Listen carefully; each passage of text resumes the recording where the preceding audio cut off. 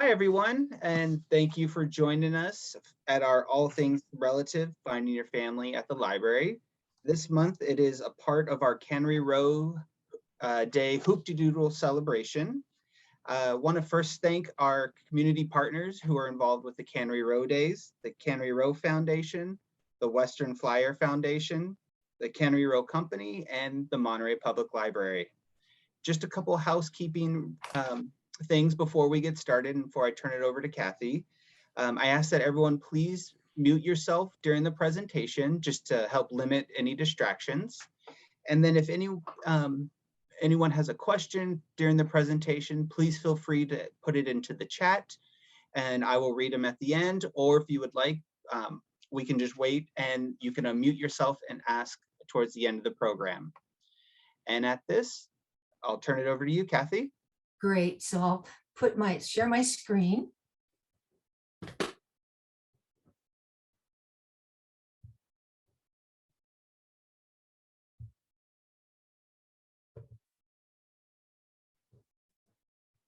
So are you all able to see that? Okay, Sean, does that? Yep. Yes, it looks good. Okay, great. So what are we going to do with all of our family stuff? And I want to talk today not only about our heirlooms, which are we all have, but also our research. Those of us who have been exploring our family history and our genealogy, we have done a lot of work, and it's important for us to pass that on as well. So today I hope to give you some ideas. Putting this together was really good for me because it energized me to dig in and get busy with my work as well. So I'm trying to do some of these things, but it is overwhelming. And I just hope that I leave you with one idea at the end of this session that you might feel like that's something you would like to do. Okay, so you and I have been the keeper of the stories and the memories in our family. And you know, maybe these things were lovingly passed on down to you and you inherited them and you're really delighted to have them. And maybe you were the one that sold the family home and packed up the basement or the garage or the attic and then moved these items over to your basement, garage, or attic, and there they still sit. I have to admit that I have quite a few boxes in my garage that have been sitting there for a while. And my brother just discovered more boxes over at his house and added to this collection. So it is an ongoing process. And I just want to say, just take it step by step, slowly, and whatever you do will be better than what it was before you started. So now's the time to start dealing with these family treasures. Maybe you're downsizing and you're going into a smaller house and you have to get rid of some things. Or maybe you just want to get rid of all of that clutter. And maybe, as in the case of our kids, and maybe your nieces, nephews, or younger cousins, they're minimalists. They just don't want things in their house. And they don't necessarily want the things that we have because their style is different. And they don't have the same emotional attachment that we have to this stuff that we have. And we certainly don't want this. We certainly don't want all of our stuff to go in landfill, which, you know, we're trying not to do. And if our things aren't organized to some extent, it's going to be really hard for our family to come in and know what to do with our things. And we don't want this to happen. And we don't want this to happen either. We don't want to be overwhelmed and because we are really in control of our stuff. We really can take charge and do something with it. So, you know, because of Cannery Row Days and all that's going on with Sweet Thursday, I wanted to reread Sweet Thursday. I hadn't read it for a long time. And I thought about Mac and Hazel and Whitey 1 and 2 and Susie. And unlike them, we have stuff. Mac and his friends live in the Palace Flop House. Susie lives in the boiler. The Sweet Thursday gang have not accumulated stuff. Susie just has a suitcase she takes from place to place. Mac has nothing, but we have stuff. Mac and Susie and his friends have other issues, but they don't have stuff. So focusing on our stuff, let's look at the process. We don't want to let our research and our heirlooms become a burden to us or to our family.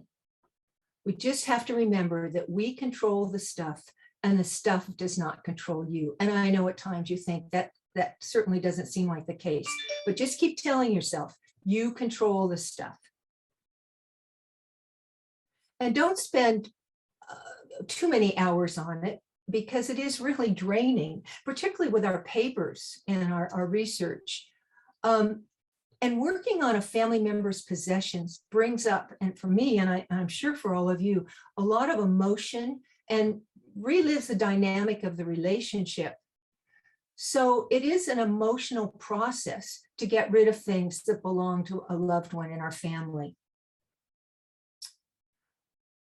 But I think that we will feel better about getting rid of things when we know someone else might be able to use them. If we can give them on, pass them on to somebody else who really wants them or might be able to make better use of them than we are. And we have to try, and I'm telling all this to you to share it with myself too, to remind myself, we have to try to get rid of the guilt of giving things away, because our families wouldn't want us to have that. And remember, you cannot save everything, but there's a lot of organizations out there that can help us pass and transfer these things on. So keep telling yourself that your stuff does not control you. You control the stuff. So we have become the stewards, the caretakers, if you will, of our family history. We need to organize our stuff and get it in some kind of order. We need to discard or give away what we do not want, and then preserve what we want to keep. Take steps to keep it safe. And we'll talk a little bit about that. And really what we're doing, family history has been important to us. We've kept these things in our family, in our homes. We really want to create or curate a family legacy for our family and for our descendants. Because we have stories to share, we have things to share. And we want to put it together in a story that we can share with others. That's really the goal of all this, is to create a family legacy. So what is our family legacy? What am I talking about when I say family legacy? Well, for those of you that are genealogists and family historians, it's all the research that you've done. It's the stories that you have discovered. It's the documents that you've discovered and how you've put it all together. It's the papers, the documents, the recipes, the photos, the scrapbooks, and even the home movies on 8mm film, on DVDs, the audio tapes. These are all part of our family legacy. And then you throw in the heirlooms, the furniture, the knickknacks, the kitchen utensils, the quilts, the wedding dress and baptismal dress. I have to admit that I still have my wedding dress and my baptismal dress. Maybe there's a military uniform that someone in your family wore, the framed pictures on the wall, the artwork that you've purchased, tools that you've passed on down to you, jewelry, watches. It's all this things that have been carried on from generation to generation, and you're the one who has it now.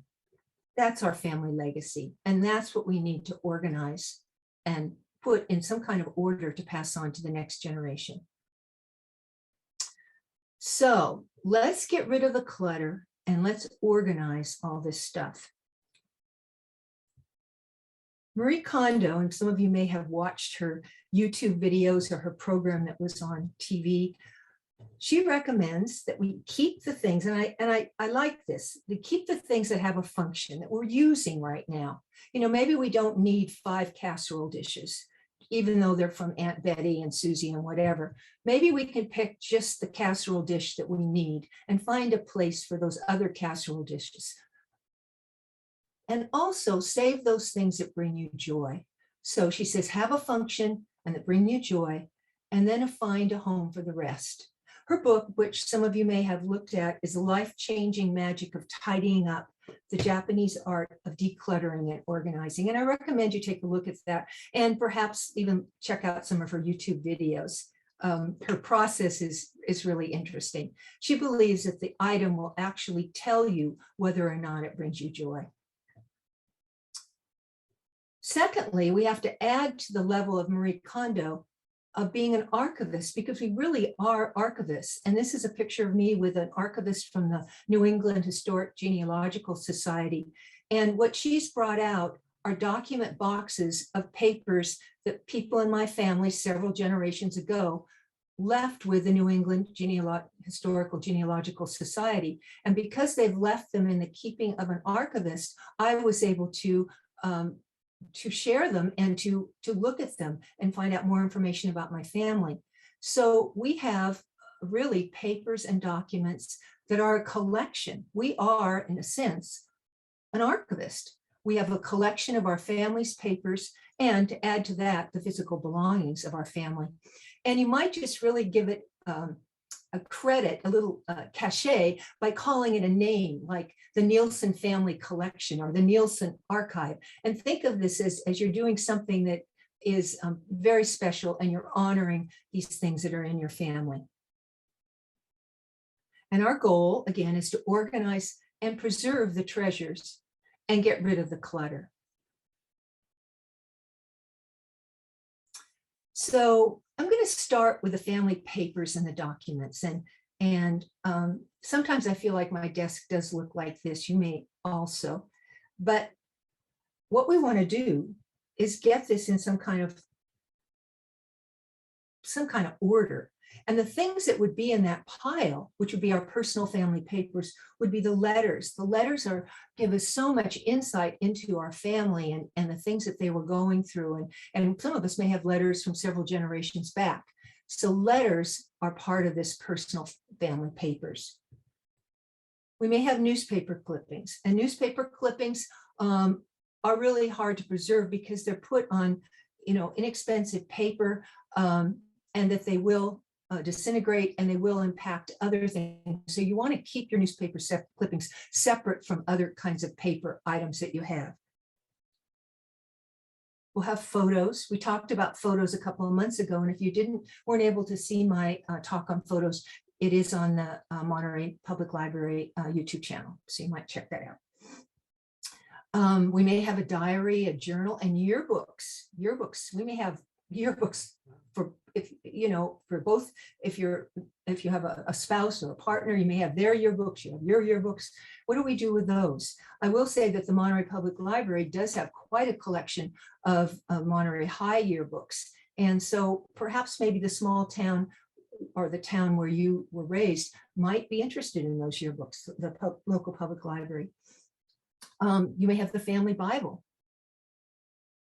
And you may have ephemera. Ephemera are things like a theater ticket, a napkin with a name on it, a menu, something that wasn't meant to last very long. And usually it was made or printed on very inexpensive paper.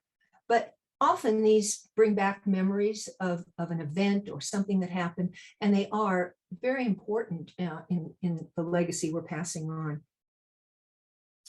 And then if you are a genealogist and a family historian, you've got all those research documents that you may have made copies of, you may have on your computer, you've downloaded from different subscription sites, but you've got research documents all over the place. And those documents are all those things that we use when we research our family. You may have copies of the census, voter registration, directories, maps, deeds. You may have an actual will. You may have a copy of a will. You may have newspaper articles, and you may have local histories. So these are all the things we've accumulated as we've put the story of our family together. So let's look at those physical papers that we have, and then we'll move to the digital papers. Get your papers, make sure you've organized them. Figure out a system for how to organize them.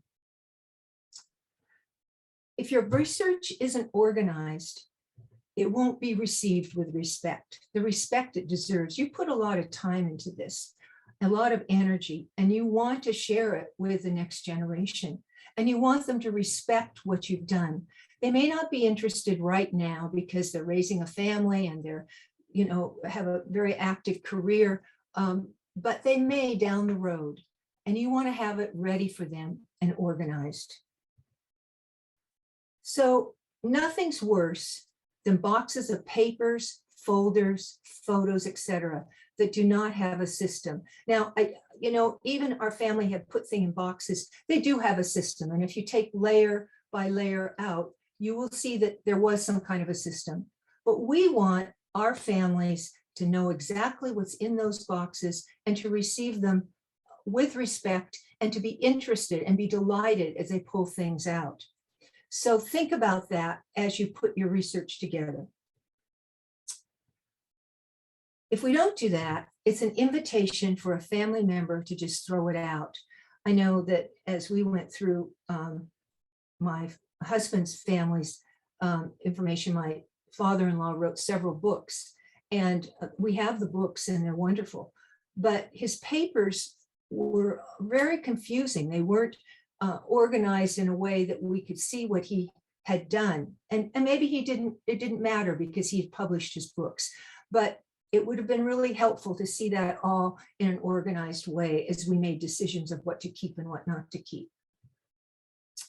So what do you keep? What physical things do you keep? And what do you digitize? Well, here's some examples of some things that I would like to keep and pass on, or at least if I don't keep them, pass them on to a library or a museum. Our photos, the original photos of the family.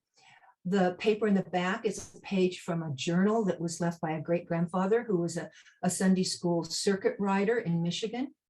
And he left a journal of his experiences. And the document below is the marriage certificate of great-grandparents. So those are things you might want to keep. You might want to digitize them also, but you might want to keep or pass them on to an institution. So there's two kinds of research papers you have. You've got your primary source materials, and those are the original materials that were created at the time of the event.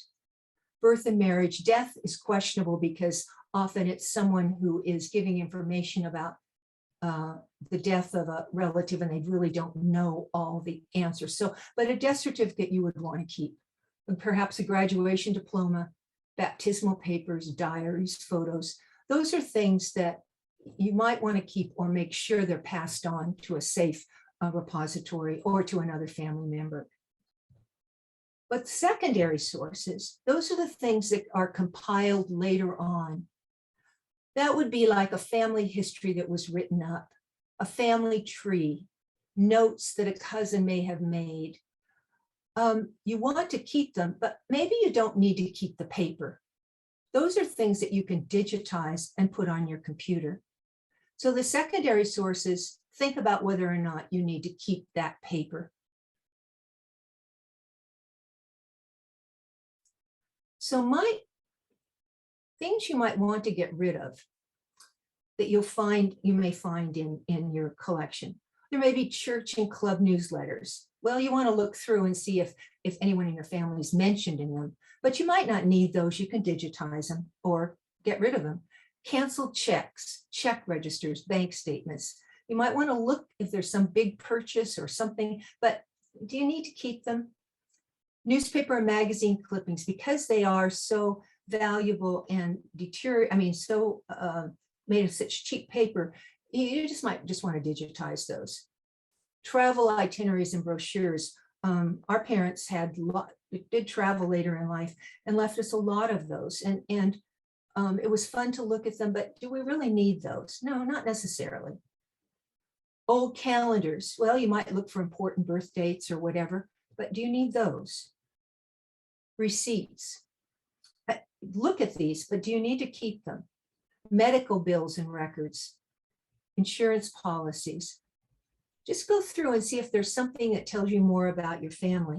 And then either digitize them or toss them. So how do you want to organize your research? Well, you're putting it in piles. So you have a big pile on your desk. You haven't really done anything about it. You've just kept adding things. Put it in sections. And the way I organize, and many genealogists do, is by couple. The documents and things that are related to that couple. Now you may want, if you're not necessarily a genealogist, you might have an individual who is very famous in your family, and then you want to focus on that individual, and it may be in chronological order, divide up the different things that you have. If you're just, this is something that you just want to get done and move on, you might do it by location. And if you do it by location, then you can see the town, say Saginaw, Michigan, Boston, Massachusetts. You can contact libraries in that town and see if they are interested in that information that you've put that relates to their, like Monterey, for example. If you have a Monterey family, you'd want to contact the Monterey Public Library and see if that's something that the California History Room might want. You might even do it by year. Genealogists would actually focus on the couple. And so when the kids grow up, that's another couple that you would have a folder or a binder for. And be aware of the provenance of your papers. Now, what is a provenance? Well, that's a term that tells where an item or a collection came from. It's the history of that item.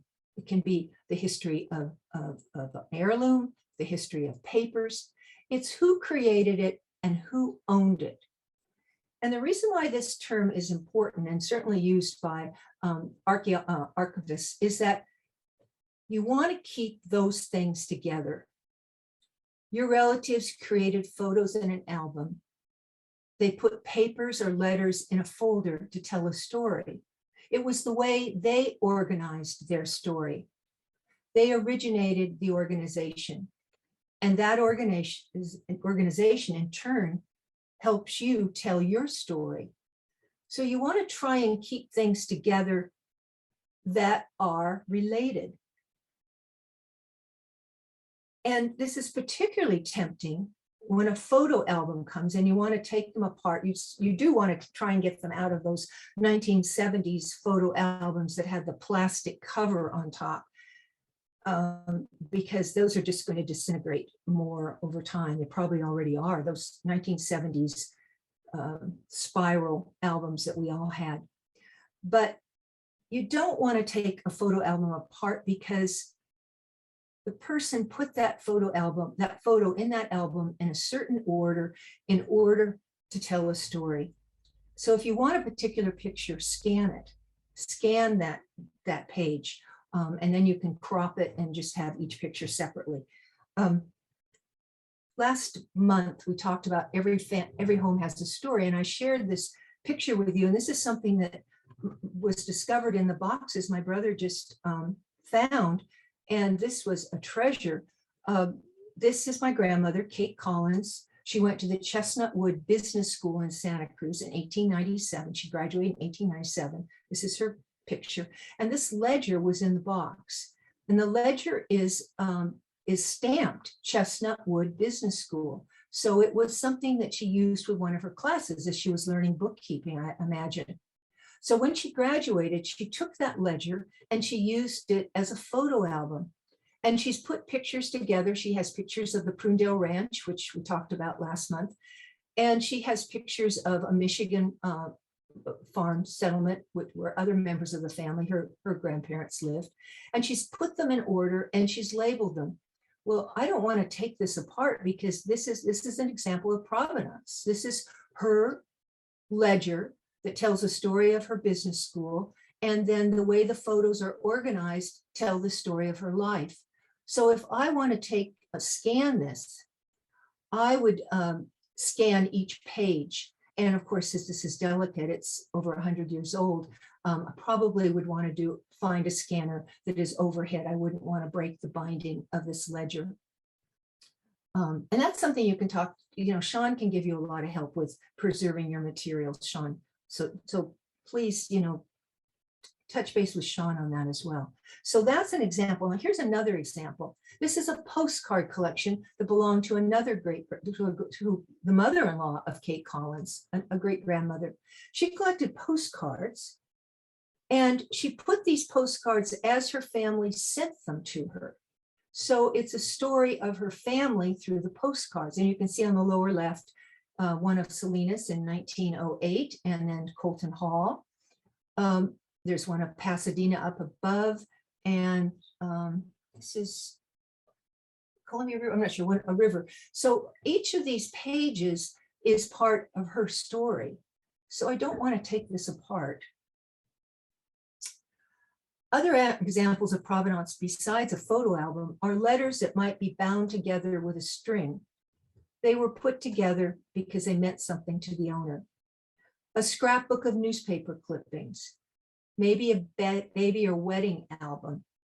And then, of course, journals and diaries and things that are stuffed into journals and diaries, a letter, stamps, a photo, and then business records too, that might be of significance for the family.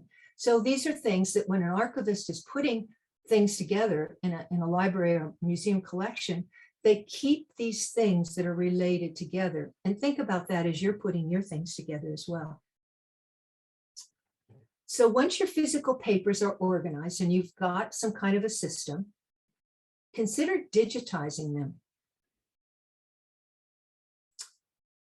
Scan the physical paper documents, and I would scan everything, the precious ones and the ones that you certainly are going to discard and get rid of. Get rid of those that you no longer need to keep, and organize the ones that you do keep in some way in folders or binders. And if they are important special documents, try and get archival folders. Just be aware of wanting to keep treasure, to preserve these items. So you might have a folder. I'm a binder person, but you might be a folder person. And then you want to decide how you're going to organize your digital copies. There's genealogy software where you can actually plug these digitized copies into your software. And maybe you want to also present them online. We'll talk a little bit about that. And then from this organization, you want to put together the family research that you want to share with your family or with the world for that matter. Don't just limit it to your family. You want to get it out there. So this is how I do it. I have binders. I have binders for each of my great-grandparents, the families of my grandparents, the Anderson family, Newstrom, Nystrom, and the Monroe family, my dad's family and my mother's family. And then I have binders for my husband's grandparents, which are the Annettes and the Nielsens. So I have these series of binders, and I have them all organized and divided by couple. And then under each couple, I have put the documents that relate to that couple. I could digitize more in there. I really need to clean that out and digitize more, but that's a good place for me to put the special documents. And I use sheet protectors that are archival safe for the important documents. So I do that. That's what I do with my paper documents. So I know exactly where to go when I'm looking for something. Now with my online documents, or my digital documents, I attach them to my software. I also keep them in folders on my computer, but I have them attached to my software. This is a reunion software. There are a number of software programs for genealogists. Because I use a Mac, I use this particular program, and I found it really works well. The wonderful thing about a software program is it's yours, it's on your computer. You aren't relying on the internet to have access to your information that you've created. And the software program allows you to create things, create a report for cousins. Maybe I might have a cousin who asked me about Daniel Monroe and Emma Sarah Green, my great-grandparents. I can actually just go in and print all the information, all the research I've done on these two people from my software. I can take my whole family line and I can create a book using this software. I can create a slideshow with the photos I've attached. So software is a really good way to save your research. You need to share this with your children so that they don't, aren't confused and don't dump it. But it is a really good way to preserve your research. Now, so that's on your computer, but you also want to get your information out to the world. And one reason that we want to do that with some of the subscription companies is because we're connecting. Maybe we've had our DNA taken, and we're connecting with cousins, and we want to put out there what we know and collaborate with other cousins to develop the stories of our ancestors. So we share that digital information that we have put together in our, either in our binders or in on our software with an online subscription company. And you know that these are the big names, the big four: Ancestry, MyHeritage, Family Search, and Find My Past. All of these companies are subscription, except Family Search, which is an exception. Ancestry, MyHeritage, and Find My Past are subscription sites where you can post as much or as little information as you want. I don't put all my stuff up on these sites. I put just my family trees so that I can link up with cousins. But they are a place that you can post stories, photos. You can just go, crazy, putting all kinds of family information up on these sites. But they are subscription and they do cost. So these are the negatives to online subscription services, and just a warning not to rely totally on them to save all of your family research that you've been doing. The internet, you have to have access to the internet. With your software on your computer, you can be anywhere and you can pull it up and work on it. So you have to have the internet. You have to have a subscription in order to view your data. So if your family does not want to pay for that subscription, then they won't have access to what you put up there. Just use it as a tool to make connection with cousins. Also, these companies are likely to be purchased, change hands, and change their mission. I think in the last 10 years, maybe 5 years, Ancestry has been sold 3 times. And each time there's been some changes in their format and in their mission. So be cautious of this when you are using their services. They have their purpose, but don't rely solely on them. Family Search, however, is an exception. And this is a very, as good as Ancestry, if not better. It doesn't have all the bells and whistles that Ancestry has, and it doesn't have DNA, but it is free. You don't have to have a subscription. When you put it up there, it will stay up there, and your family can go and research it. It is connected to the Church of Latter-day Saints, who have been very involved in family history, and very helpful. And it's very likely to be around for a long time and to maintain its mission.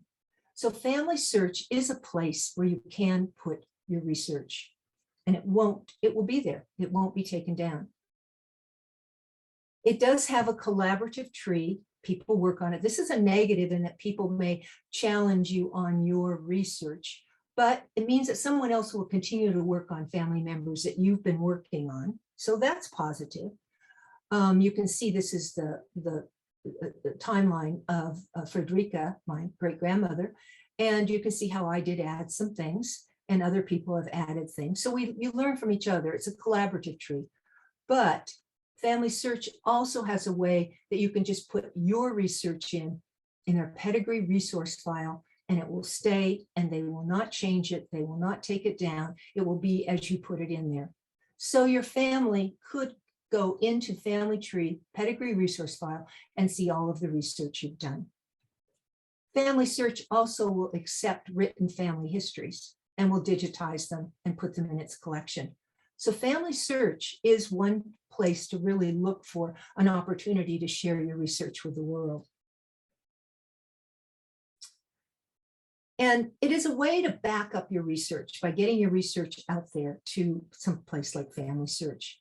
But every time we meet, I keep imploring you to back up your family research, because I've heard of situations where people have lost all that they've done. They say you should back up your computer in 3 different places. I back it up in 4 or 5 because I'm so nervous about it. We were robbed. We've been in fires, August 2020, which many of you were involved in. We were evacuated. I was in the Oakland Hills fire. I was robbed. So I am fanatic about backing up things that are on my computer. I have my computer has got my information. I have Apple, so I have an Apple Time machine. I have an external drive with photos and movies. Now, let me just remind you that if you have your external drives next to your computer and you are robbed, the robber is going to take your computer and your external drives. So don't rely only on external drives unless you have them with a family member someplace else, off site from your house. And then, of course, we have iCloud and we have Dropbox to put things up in. So that's off site. And then I use Backblaze, which is a web-based backup service that is constantly backing up what's on my computer. And Backblaze is what saved us when we were robbed. We were able to purchase new computers, and Backblaze, we just downloaded all the things that were on Backblaze. So that is a really easy backup service to use. So I implore you to consider that with your precious things that are on your computer. And the physical family papers, do not store them in the basement, garage, or attic. Do what I say and not what I do, because I have boxes in the garage. But the reason why you don't want them there is because the temperature changes. You want your papers or anything that's really valuable, an heirloom that is fragile, in a dark room or closet in your house, not near an outside wall. Under your bed is a good place too. Someplace where the temperature is fairly constant. You'll notice that in museums or libraries, you'll notice in the California History Room, it is temperature controlled. So in your home, a 65 to 70 degree range is a good range. Light, heat, and bugs do damage to your papers. And as you store them, think about using archival materials if these are really precious to you. So those are just some things to think about. As far as archival materials, you want things that are acid-free, that are PVC-free, that's polyvinyl chloride, which free, and you want lignum-free, which is a plant that sells the wall of plants, which is also can cause disintegration of paper. So make sure that you have those things on any archival materials you buy. Archival supplies, these are the things that libraries use. Gaylord is a big supplier of libraries. Hollinger, Metal Edge, archival products. There's lots of them, but you'll want to think about putting these in special boxes. Okay, so now you got yourself organized. You've got it in a place you're happy with it, and now you want to get that research out to your family. So one way to do that is if you've got your photos organized, which we talked about, you've got papers digitized, and there are things that a family member would like. It's their section of the family, and you really don't want to just be sitting on it alone. Digitize it, put it on a flash drive, and put it in the mail. Send it to your cousins or attach it to emails, but get it to them so that they too can enjoy this and all the work you've done. You might create a book. I've had the experience of doing that, and it was really, really great to pull it all together. I put together a book, and we'll be talking about this next month when we talk about sharing your story. We'll be talking about putting a book together. I put together a book for a family reunion in New Zealand, which was in 2020, and you can see that was March 6th through 8th. That was just before we were all shut down, but we did get to that reunion, and I included in that documents and the story of the members of the family. And it was a wonderful way to share with the family what I knew, and they added to it. So the next time we meet, I will have this book updated. And that's sort of the software that I use. You want to back up your information about your family, maybe on a service. And I want to share with you these 3 companies that I've been looking at. This is something that you might want to make your information available to your family, that they can access it and enjoy it. And even if no one in your immediate family is interested right now, your information will be posted online for future reference. And a book will be on the shelf in case someone in the family is interested. I laugh with my kids and I say, well, at least you won't throw a book that I make out, right? Right? Right? Is that right? And they smile. If their mother did a book, maybe they won't throw that out. So you want to put it in a format where even if they're not interested now, down the road, they'll say, oh yeah, mom did that, or she put that together. Hopefully someone will be interested and find it.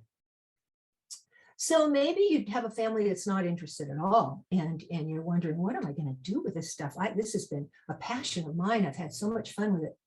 So share your family story with the world. And a way of starting, of course, is those subscription companies that we talked about, Ancestry and Find My Past and My Heritage and Family Search. But there are other ways to share your family story with the world. And this is where you can get creative. So you can post it on subscription sites, but look at the local libraries where your family lived. They would love to have some of your stuff. They would love to have your photos. They would love to have newspaper clippings. If you have an opportunity to go up to the California History Room, you will see the donations that people have made, California Monterey families who have given things to the library that add to the history of our area. Historical societies. Our family's from Kingsburg. The Kingsburg Historical Society welcomes anything that we have. The Carmel Valley Historical Society, which we talked about last month. If you have Carmel Valley, wherever your family is from, look up the historical societies and the local libraries. And don't forget the Family History Library in Salt Lake City. They will scan your family research and keep it in the library so that people who online or who visit this Salt Lake City library can look at your research. And remember, I spoke about the New England Historic Genealogical Society. They take things about families who are part of the New England history. The Allen County Public Library. That is the second biggest genealogy library in the country next to the Family History Center. And they take all kinds of family research and family Bibles. State libraries and archives. I've dealt with North Dakota and New Jersey will take things. A college or university may have a special collection. And the Library of Congress. So the Monterey Public Library collects and preserves written and audible materials created by and about residents of the Monterey area.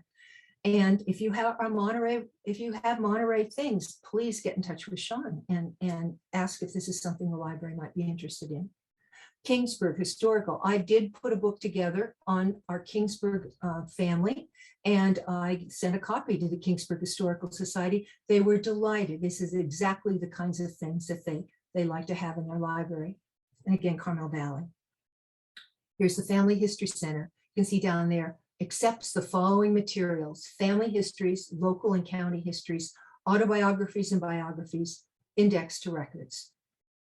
The Allen County Public Library. I rode up in the elevator with Kurt Witcher at a conference, who is head of the Genealogy Center at the Allen County Library, which is in Fort Wayne, Indiana. And I said, is it true that you take anything? And he says, just about. And he said, people in the dead of night will leave a box outside the door of the library, and they try and put it together and see if it's something that can be used. Look at the Allen County Public Library website. It's an amazing place. State libraries. I sent my book called The Journey to North Dakota Heritage Center and State Museum, because they deal with North Dakota history, and our family went to North Dakota or the Dakota Territories at that time, before they came to Kingsburg. And they also were very pleased to accept that book. I have a friend who had came across some New Jersey documents. This family was, the gentleman was fought in the Civil War with the Union. He had a couple of medals, and he had his discharge papers. He had an oath of identity, and he had a diary, which was transcribed, but it had his signature on it. He had fought in the Battle of Fredericksburg. So I wrote New Jersey State Archives, and I said, I have these materials. Is it something you can use? I got an immediate response back, yes. So I bundled these up and sent them off, and they were fragile. Now I know that they will be preserved, and I know that diary of the Battle of Fredericksburg will really be helpful to someone who is doing research on that war. Library of Congress will accept self-published family genealogies. So there are places you can get your stuff out to where other people will enjoy it and use it. Your family tree becomes a portal to your content. This is a Collectioneer, another subscription site. I was very interested in this because I thought it was so nicely set up. You pay per month or by the year. You put in pictures of your people. You put in their movies, audio tapes, letters, diaries, whatever you want. And it's all in one place. And then you send links to your family. The problem is, will it be maintained after you pass on? Because it is subscription. So it seemed too temporary for me. I wanted something more permanent. So I looked at two other companies, forever.com and permanent.org. They will store your documents online. You pay when you put your files in there. So permanent.org is $10 per gigabyte of what files you put in. There's no ongoing subscription. So you pay, your kids will not have to keep that subscription up. Forever claims he'll keep your documents at least 100 years, but Permanent, which is a nonprofit, an endowed nonprofit that is now currently working with museums, libraries, and family historians, claims it will keep your files forever and update your files to changing technology. You know, in the 1990s, the floppy disk was the big rage, and then we went into CDs and DVDs, and now we're streaming. So technology is constantly changing, and we don't want our information on files or in some format that no longer can be accessible. So this is Forever, really nice format. And this is used by a lot of people to get their things out there and to share it with family. And this is permanent.org. And I can put pictures in up there. I can do all kinds of things. This is the one I'm looking at, permanent.org. I think I'm interested in this because I know they're working with libraries, and I know they're honoring archival approaches to things. So anyway, those are just some companies that you might look at. I also want to say, keep your eye on blockchain technology. That's Web 3.0. The cloud technology was Web 2.0. Blockchain is what we hear in terms of Bitcoin. It's a decentralized technology that can be used for currency, building applications, storing data. And the National Archives in the United Kingdom is looking at blockchain technology to archive its documents. So this is the next thing that's coming along. And I would say in the next few years, we're going to be they're all using it in some format. The University of Surrey calls this project Art Angel, and it is already working with documents, and it's been working with NARA, the National Administration of Archives and Records in our country, and it's working with Australia archival institutions. So if you do not have anyone to whom you might pass on your research, look at these online options. Create a book. Arrange to share your research and perhaps your book with a library, a museum, historical society. Get it out there, get it out of your house, and have someone else take care of it, and they will take care of it. Put your research up in the cloud for your descendants. Sometimes we may skip a generation. Maybe your grandkids might be interested. Okay, so that's paper. Now let's get into heirlooms. A little bigger things we have to deal with. This is a table from the Prunedale Ranch, which you heard about last month. On the top is a key that was in the fire and the earthquake in San Francisco in 1906. My family was in that earthquake. So this was a key that they kept from that experience. My grandfather's glasses, by the way, glasses and hats and shawls, anything that's personally on the body of someone may have DNA. So if you were not able to get the DNA sample of your parents and during their life, you may have something that may still be able to share that DNA. And the chair on the right was a chair that my mother sat in and used as a little girl. So those are all special to me. I'm going to keep those. So what do you have? Well, you have furniture, jewelry, china, crystal, silver, pottery. May have a wedding dress, a baptismal dress, maybe a military uniform. And you may have artwork, like framed photos or artwork that you want to do something with. So let's get back to Marie Kondo. She says, remember that you want to get rid of things that have no use, no function, and things that don't bring you joy. So look at those things out there. If you have no use for them and they're not bringing you any joy, think about moving them on to trash, transfer them, or keep them because they're precious and they're useful. Again, trash. But remember, the waste management has the last mercantile store. So some things we may think of trash may be able at the store there at the management, waste management may be able to sell it. So don't just quickly put it in landfill. See if it can be used some other way. Transfer. Okay, give it to a family member now. I was talking to a lady and gave a presentation on family reunions, and she said that one of the things they do is that they have an auction at their family reunions, and someone brings a family thing, tells the story, and then it's put up for auction. And that money is used to help pay for the next reunion. I thought that was a great idea. You no longer have use for the salt shakers that were your grandmother's, but maybe someone else might appreciate it. And that was a way to raise money for their next reunion. Be sure and think about the Goodwill Salvation Army. If you have valuable things, get them appraised, because you don't want any problems to occur in your family about values of, making it all equal. So get those valuable things appraised. You might want to sell what you have through a consignment shop or eBay or Craigslist. Just get them out of your house, move them on to someone else. And then you might want to donate them. Our aunt had buggies from the dairy ranch in Castroville, and she donated those to a museum in San Juan Bautista. Well, that now they're being used. They're part of the history of the area. So donate. What you have might be something that a museum or historical society might be interested in. And if you have precious things that you are passing on, keep pictures of them, take pictures of them, keep the story of them. You don't have to have them in your house, but keep them, the precious things, and pass on the memory and the story. I talked about Shotbox. I'm just bringing that up again because it's a perfect way to take pictures of albums or things that are three-dimensional with your cell phone. The light is good, and just keep a picture of something and send it on with your blessing. Write a story about it, and that'll be a memory. Let your family know why those things were precious, but you are moving on. And if you're looking for a story on something, let me remind you about Google Images. You can upload a picture of something.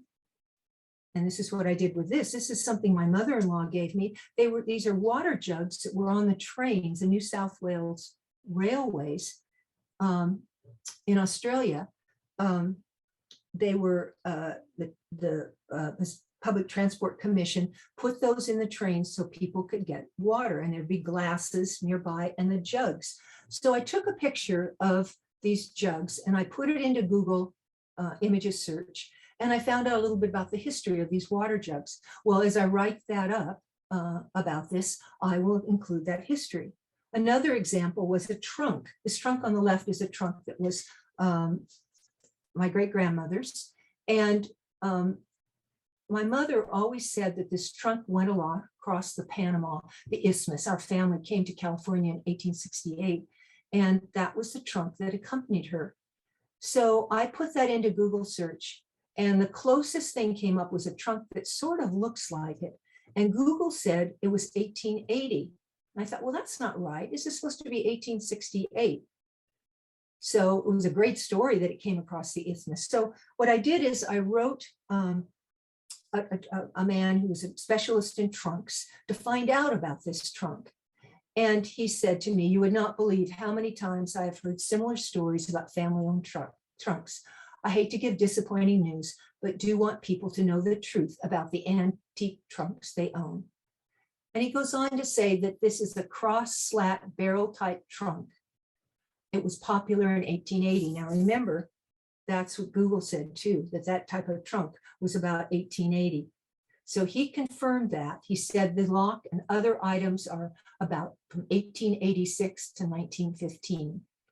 He said it's an antique and it's in good condition, but these were not made by any company until the mid to late 1880s.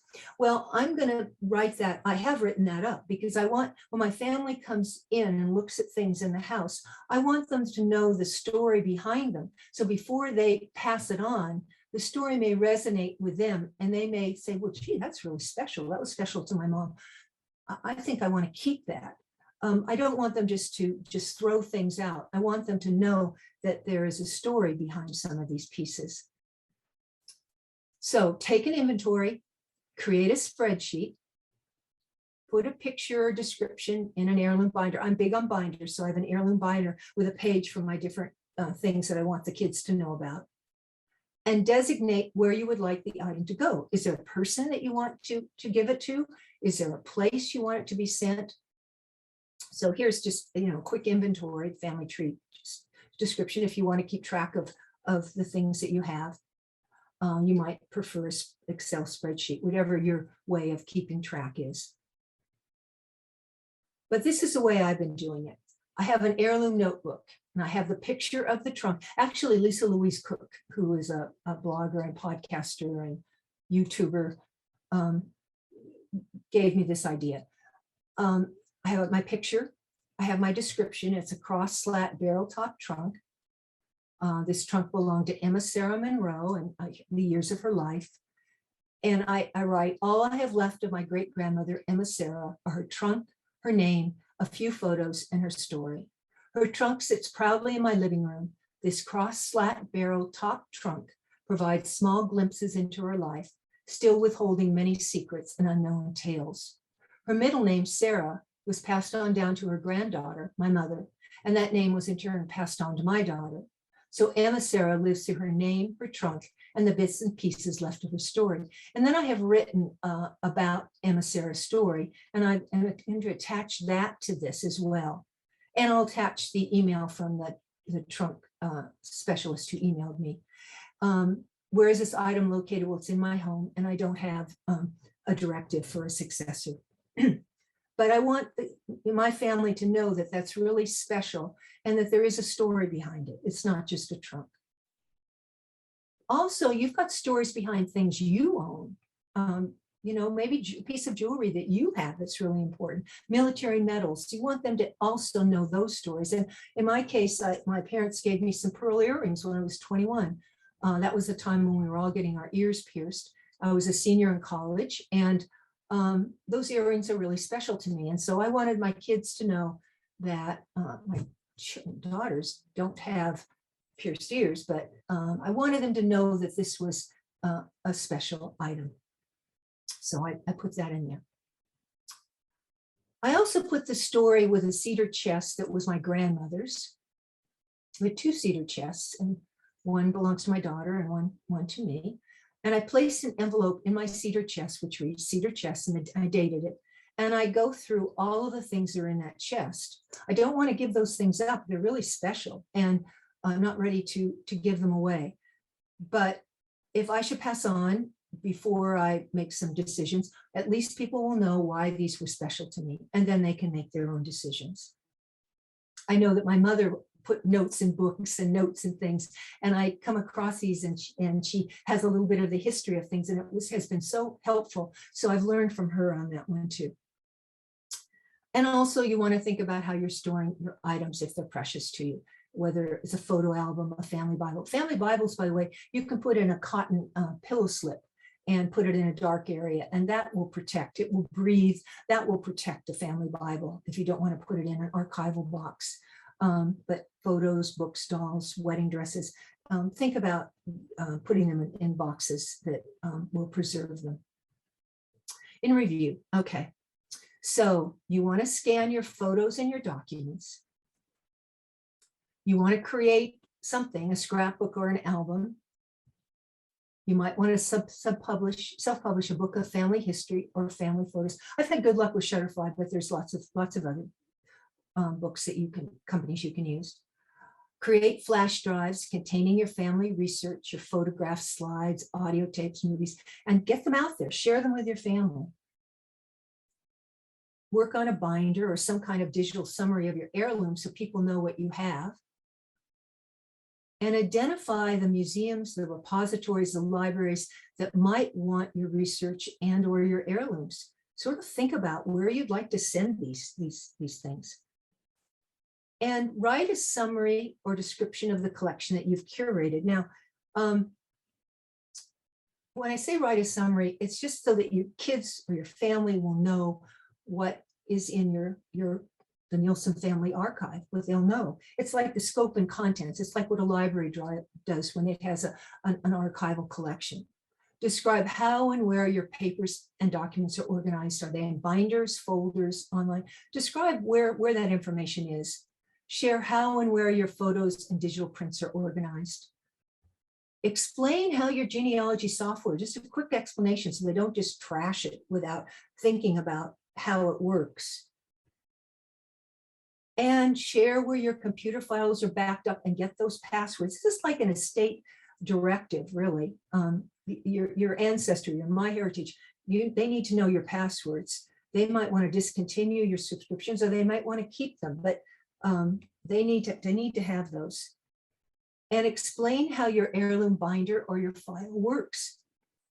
Summarize and list the contents of if you have archival boxes. Where do you want your research to go? Share where you want it to go. Is there a family member that you are going to pass it on to who is interested in it and will care for it as you have? If not, suggest a repository where you want that research shipped. Make arrangements for that. If it is organized, a repository might be better to handle your research, and you and your family can just box it up and send it on. It will be safe, it will be used, it will be there for the world to use and to see.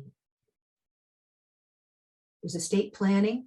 You might want to create a history and heirlooms directive and put your instructions in writing.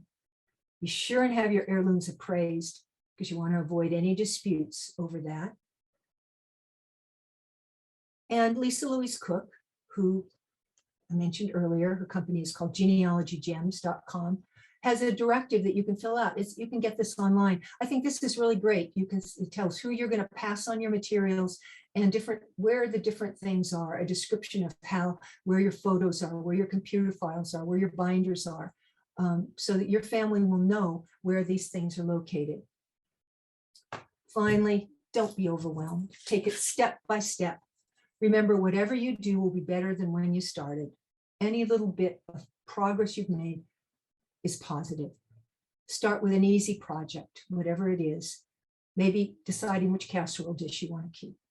Congratulate yourself on what you've accomplished and keep remembering that you are in charge of your stuff. Your stuff is not in charge of you, and that you are doing this for your family, your descendants, and your ancestors, and you're doing it for yourself as well. Wanted to just take just a couple of minutes and show you, this is a kick, and I think you might want to just check this out. Max Paxton has a PBS show called Legacy List. It's a reality show, and he goes into families' homes and helps them downsize and find places for their family. So let's see if I can just show you just a couple of minutes of this, what he's all about. Here we are. This particular family is in Pennsylvania. And I thought that this was a fun one to see. Okay, so I'm going to move ahead towards the end where he starts to analyze so Frank, what the things that they found in this. Okay. Collection. I've just picked out a few. I'm going to let you tell us who that is. this is just about my favorite. This is Artie Shaw. Yeah. When he came into town, He made a point of stopping by and saying hi to my grandfather. You know that? Oh yeah, that's Woody Herman. Woody Herman was big in that era and got bigger in the 50s. He's writing, thanks for Making visits a so pleasure. a pleasure, yeah. So the goal is to put it somewhere where people can appreciate it. And enjoy it, and so that it will carry on. So here's the good news. I know the goal was to get it to some cool places, all right? With all the pictures, we actually spoke to the Oakmont Historical Society. Oh, okay. They want it bad. They really, really want it. They want pretty much anything that you're willing to give them for pop. Aww, They're interested, okay? that's so great. This history is really amazing and it's well preserved. And here's the kicker. There's somebody that wants to tell that story. Oh, yeah. Right? And because your grandpa is attached to it, that's why they want it.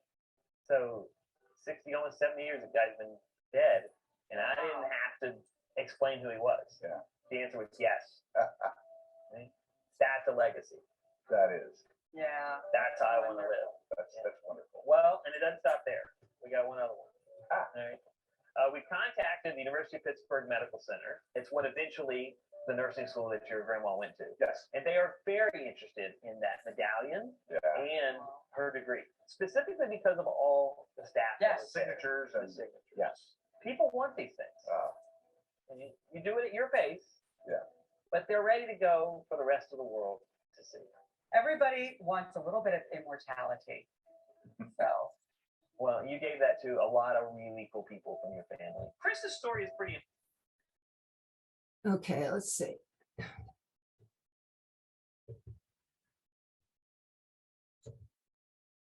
So if this is something that you might enjoy watching, I enjoyed watching a few of the episodes. It is on YouTube, and you can just have to look up Legacy Lips with Max Paxton.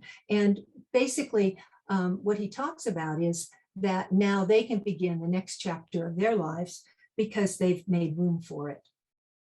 So we are ready for the next chapter of our lives. It's about creating and sharing your legacy with your family and the world. Whatever you do will be something, and getting rid of some of that clutter will free you for your next chapter.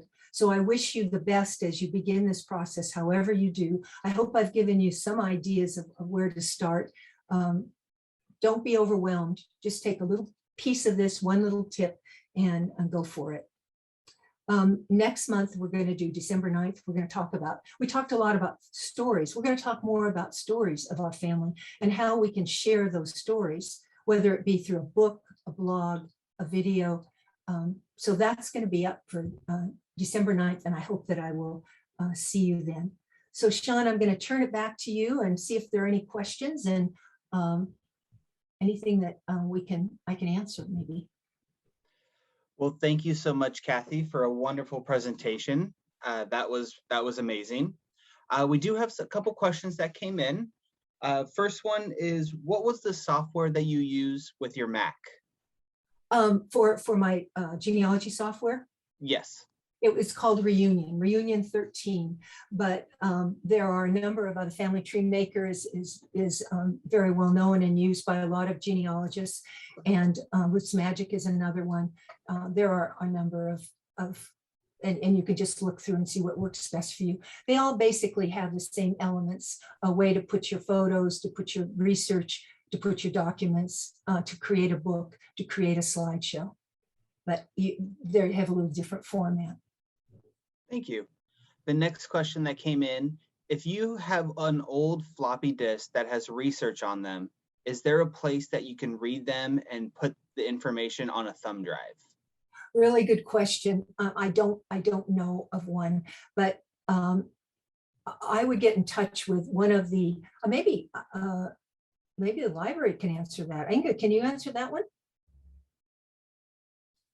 I was just gonna, hi, I was just gonna type into the chat that that's a good reference question. Our staff can look that up. I know that a lot of libraries have gotten grants for memory labs where they're able to then help people transfer information from like a VHS onto another format. And Los Gatos has one, but it doesn't look like they do floppies, but definitely that's a reference question. So we'd be happy to find an answer for that. Great. So the reference desk. Thank you, Inga. And the last question that came in is, do you have any recommendations on how to find an appraiser?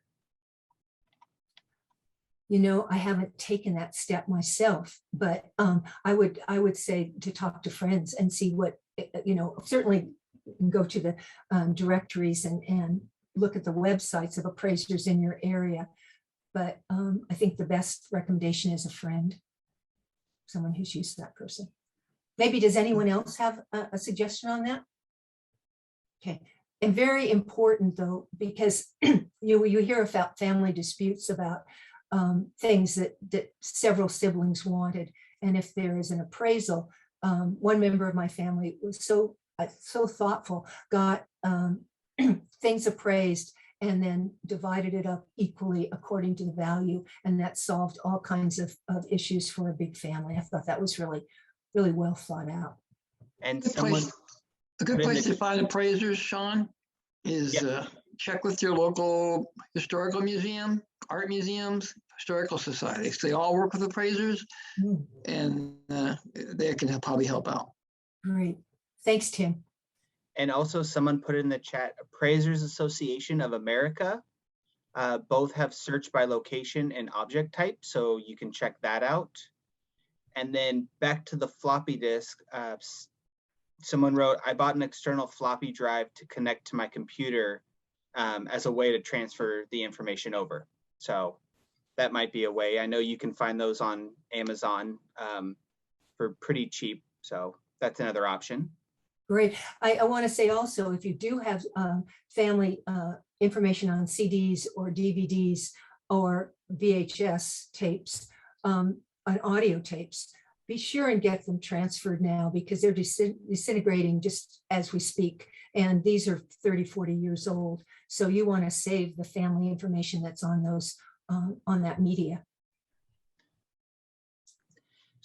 So right now, if anyone has any questions, please feel free to unmute yourself and ask Kathy anything. The floor is open. I just wanted to thank Kathy. This has been so helpful. I'm in the thick middle of trying to figure out what to do with all of my parents' and grandparents' stuff. So this has really been helpful. I did want to say Scan Cafe might be a possibility of switching the floppy information. They do 8mm, they do everything with film and negatives and videos. So they might do floppies as well. So it's Scan Cafe, and they're pretty reasonable. Thanks. Peggy's one of the reference librarians at the Monterey Public Library. So thank you, Peggy. That's really helpful. Sure. Kathy, how would you do with audio tapes, cassette tapes? You can send those to any of the media places. I sent mine to a place called the Media Center in Salt Lake City, which did a really nice job. Any of these places that will scan your slides, your photos, take your VHS tapes and put them, digitize them, we will be able to do audio tapes as well. Thank you. Nancy. Nancy. Yeah, I just wanted to comment to Kathy, your suggestion about making a spreadsheet. My grandmother was before the spreadsheet time, but she submitted a list and little photos in some cases of all her heirlooms. And I imagine they may have been about 100, some were smaller, some were larger. And she asked each child and grandchild to write back to her and tell her which thing they would most like to have in order, first, second, third. And then my grandmother made her own decision of who, because sometimes things were first choice of more than one person. And she tried to adjust it, or maybe she even discussed with some of them when they were, when the decision was made. But rather than her making the decision, she asked each of us what was important to us. in my case, I got her doll that she had when she was 5 years old and had the same matching dress she wore when she was her first day of school. That was important to me. It's a very nice antique doll.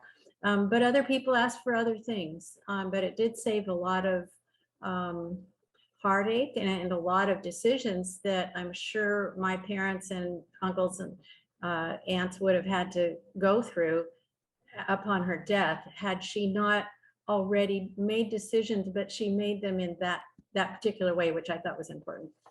That's wonderful, Nancy. And not only that, she participated in it and in the joy of seeing where these things might go. That's really nice if we can do that while we are alive with our family. And- Thank you, Nancy. That's great. And most of them she actually distributed. Oh, Because, you know, as she got older, she lived to be in her late 90s. So as she downsized, as health issues came about, she had to, you know, get rid of them anyway. So why not do it in a very controlled method? Some of them she may have kept till the end, maybe of particular photos or something, but most of them were distributed that way. that's wonderful. She definitely left her legacy. She did. All right. Does anyone else have any questions before we start wrapping this up? Well, it's lovely to see you all, and I hope that I will see you in 2 months, where we will not be meeting in November as it's Veterans Day, but we will be back in December on the 9th. So we'll be talking about stories, and I hope to hear some of your stories as well. Well, thank you so much, Kathy, for that wonderful presentation. And we hope to all see you all in December. And also, our Cannery Row Days celebration does not stop here. Next week, we are going to explore the Monterey Peninsula sand dune ecosystem with guest speaker David Shaman, who will explore the ecological system of the Monterey Peninsula sand dunes. So if you guys would be interested in viewing that, please feel free to visit the Monterey Public Library's website to register. And we hope to see you all there and next in December for Kathy's next program. Well, thank you all for joining us. Thank you very much, Kathy, and I hope everyone has a great evening. Thank you, Sean. See you next time. Bye-bye. Bye.